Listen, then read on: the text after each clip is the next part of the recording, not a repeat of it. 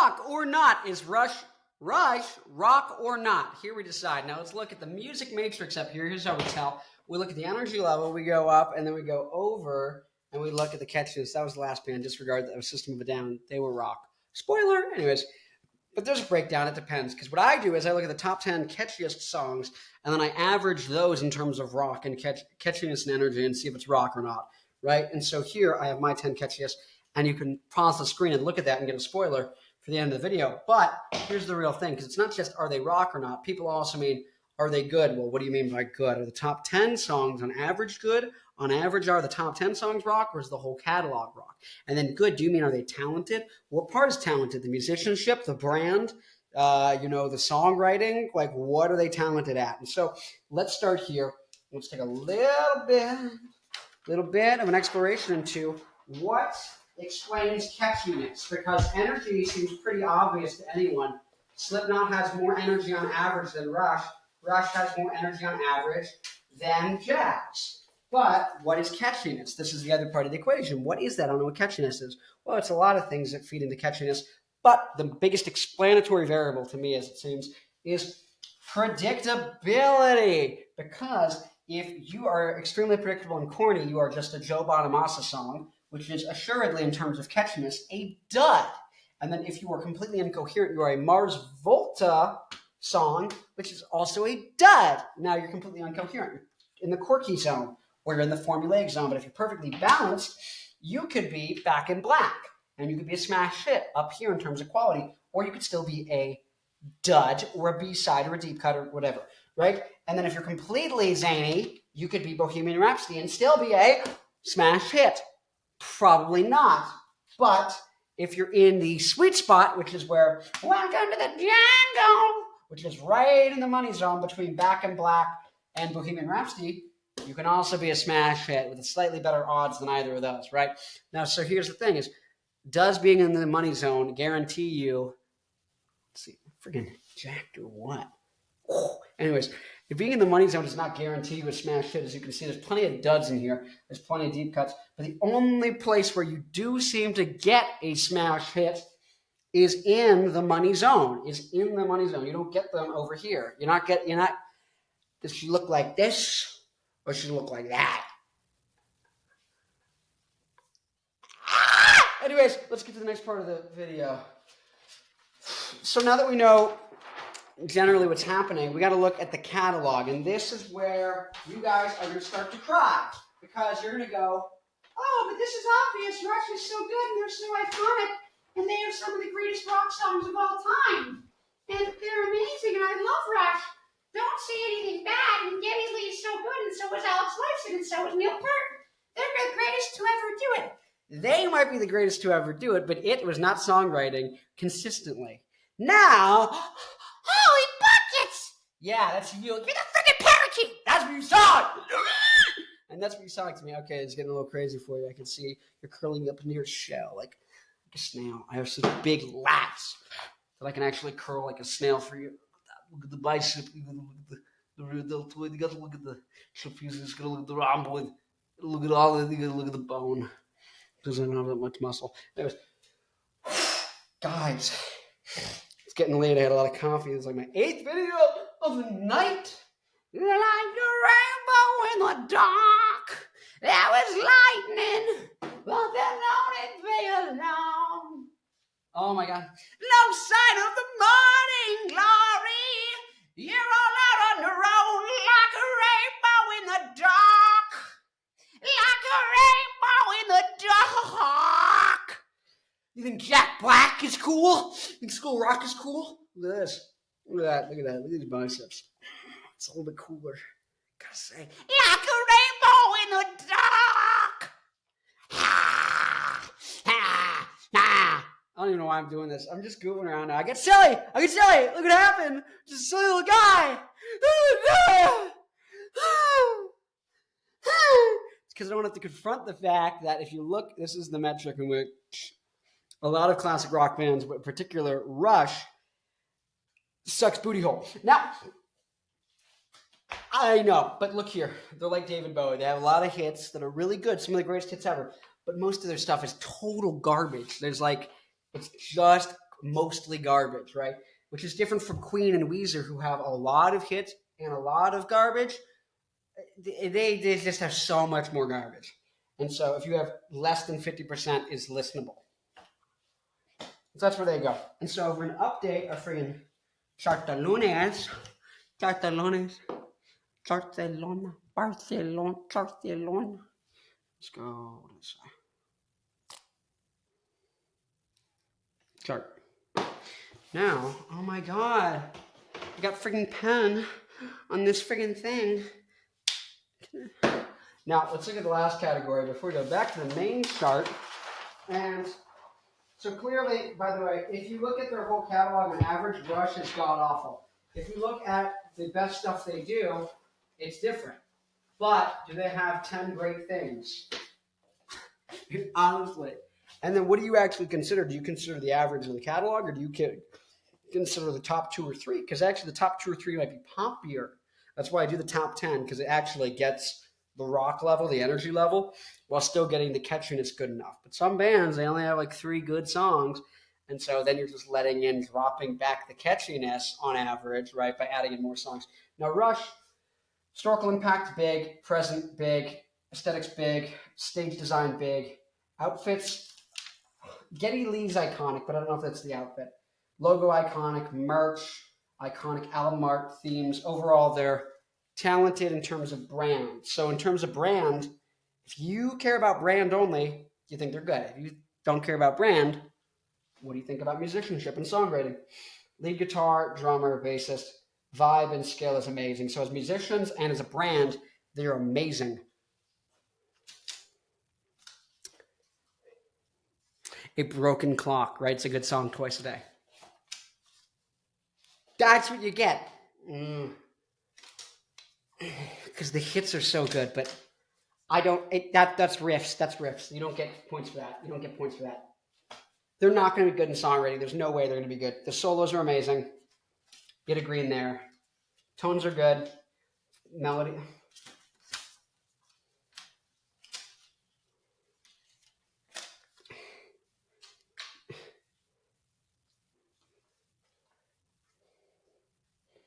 Riffs, tones, solos. Solos are ripping. Live show is mid.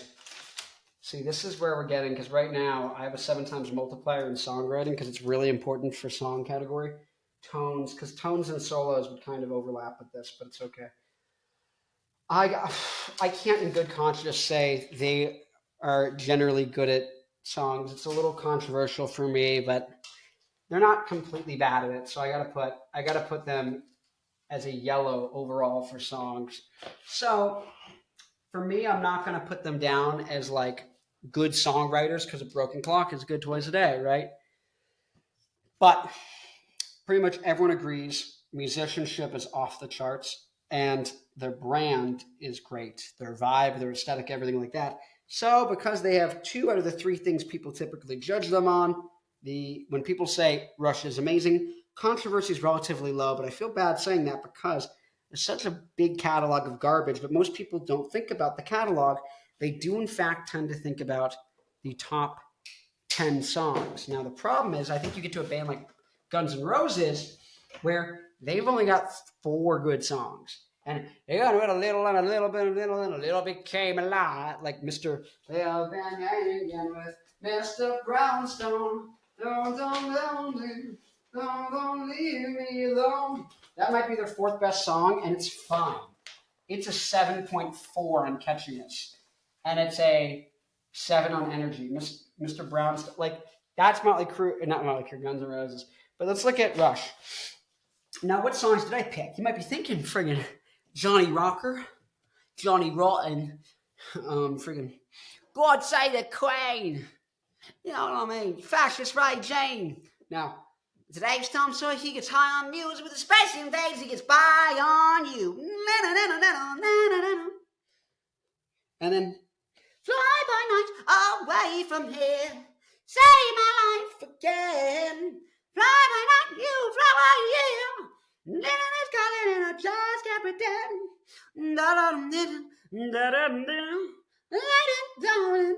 And then closer to the heart. That guitar solo brings up the energy on that. And then making modern music, wanting to the people, the beauty of music. Anyways, that's really why they got me. Wait, was it Working Man? Doom, doom, doom, doom. 5 o'clock is at 8, and I go to work at 9. I'm too tired of living, yes, but I'm working all the time. It seems to me I can live my life about better than I think I am. I said that's why they got me. They got me the working dad. Pitchy, little pitchy on the vocals, Connor. Now, YYZ. Let's see if I can do the words for that. There you go. I made fun of me for you. I will choose for you. You may not. You may make it some of the less of us. If you choose not to decide, you still have made a choice. Shall I turn some vampires out of that to kill? I will choose my long lost. Screw it. I will choose free will. And then La Via banger. And then there was unrest in the forest. There's unrest in the trees. They're on the maples, and the maples on the tree. There was energy level is actually kind of low. I think the only one that gets an 8 is like Working Man. So their average energy is a 6.5. They're getting really close to being pop. Not actually that close. They're kind of in the punk level of energy, but 8.4 on terms of average catchiness. So they become rock. There you go. And so are they rock? I'm going to go yes. Rush are rock. But big caveat, if you average out the top 20 songs, what happens? Things start to get weird on the chart. Things start to turn into a little bit of this, where the energy is probably this zone. You might be saying, oh, they're like punk and indie. And if you look at it, like, they're in that punk, indie, pop, rock range, right? This can be indie, this can be jazz, this can be blues, this can be country, anything that's sufficiently low energy. And if it gets good enough, it can either become pop or rock. If it gets higher energy, it just turns into punk. It's blues punk. It's indie punk. It's indie punk. Oh my God. That's you. That's what you sound like. Anyways, the dynamic range on this video is going to be insane. Oh, grunge, by the way. I am a worse genre than the other genres because my name is grunge. I am a bad genre. My name is grunge and it stands for diaper. Do-do-do-do. Actually, Stone Temple Pilots are like the best band, grunge band. In terms of hits, though, I haven't listened to the whole catalog. Like Soundgarden, you listen to the catalog, you're like, chisel my skull out. This is unbearable if you listen to the catalog, except for Foppin', the way you make me move, everybody was foppin'.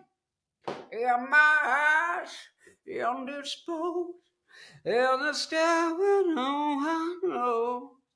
I don't know, I begin.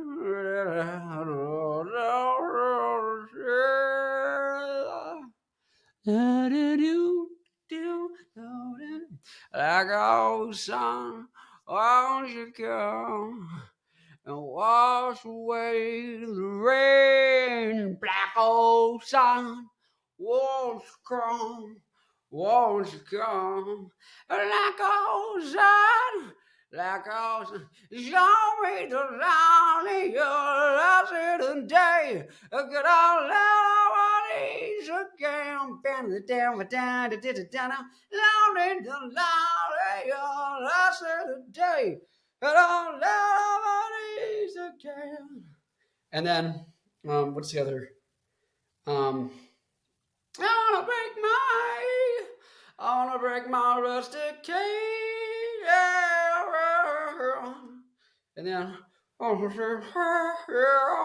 slap it out. He fell, slap down.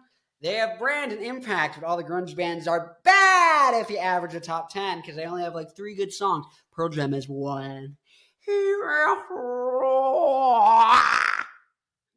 do not like grunge because it's all SLOP territory. It's in the SLOP zone.